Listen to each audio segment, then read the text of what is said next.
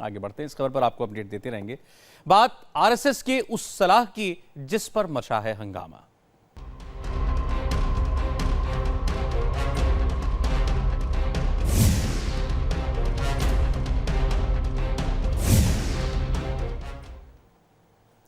किसे क्या खाना चाहिए क्या नहीं, इस बहस को एक बार फिर हवा दी है आरएसएस के नेता इंद्रेश कुमार ने।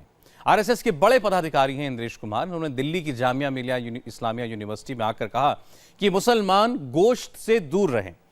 इंद्रेश यहां एक रोजा इफ्तार की पार्टी में शरीक होने आए थे। उन्होंने कहा कि गोश्त तो पैगंबर मोहम्मद साहब ने भी नहीं खाया था, लेकिन इंद्रेश की इस नसीहत पर मुस्लिम धर्मगुरुओं से लेकर राजनीतिक दलों तक ने एतराज जताया है।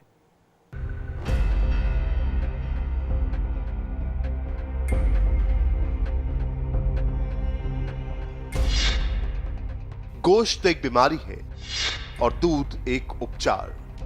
मुसलमानों को गोश्त यानी मटन से दूर रखने की नसीहत देने के लिए यह है आरएसएस नेता इंद्रेश कुमार का नया मंत्र, जिसमें उन्होंने हवाला दिया है पैगंबर मोहम्मद साहब का।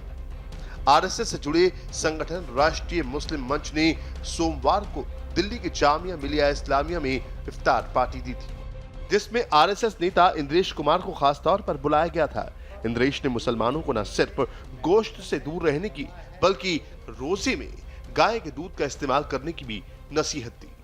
हजरत आदम से लेकर अंतिम रसूल और हजरत आयशा और हजरत इमाम तक किसी ने कभी गोश्त नहीं खाया। अंतिम रसूल ने कहा है गोश्त एक बीमारी है, दूध शिफा और इलाज है, दूध औषधि और उपचार है।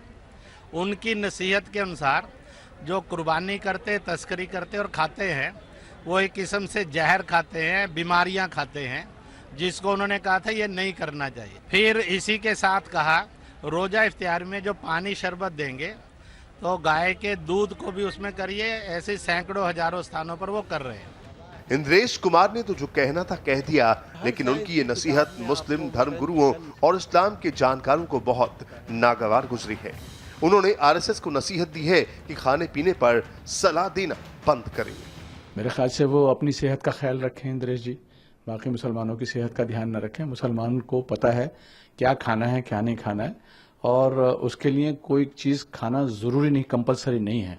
उसको इजाज़त मिली हुई है कि क्या चीज़ खानी है, और उसके पास एक प्रोहिबिटेड लिस्ट है कि ये नहीं खाना। हर साइंस की किताब में आपको मटन चिकन मिलता है, तो उनको चाहिए कि सारा एचआरडी मिनिस्ट्री से कह दें कि सारा प्रोटीन के जितने प्रोडक्ट्स हैं सारे बंद कर दिए जाए और सब जगह लौकी और ककड़ी और सलाद खिलाया जाए।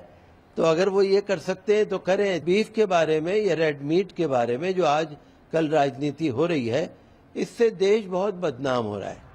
इंद्रेश कुमार का बयान ऐसे समय में आया है जबकि देश में गोमांस से लेकर बीफ पर राजनीति गर्म है और गोरक्षकों की गुंडागर्दी की घटनाएं कई जगहों से आई हैं। हालांकि इंद्रेश कुमार ने गोमांस का जिक्र तो नहीं किया, लेकिन लगे हाथ मुसलमानों को गाय का दूध रोजे में इस्तेमाल करने की सलाह भी दे डाली। लेकिन राजनीतिक विरोधियों ने दो टूक कहा है कि नागरिकों के खाने पीने के निजी मामले में आरएसएस दखल ना दे। सब्जी में भी जान है। आप पत्थर नहीं खा सकते हो क्योंकि पत्थर में कोई जान नहीं है। तो जो कुछ भी जीने के लिए हमें ग्रहण करना है उस सब में जीव है। तो बताइए क्या नहीं खाएं और क्या खाएं।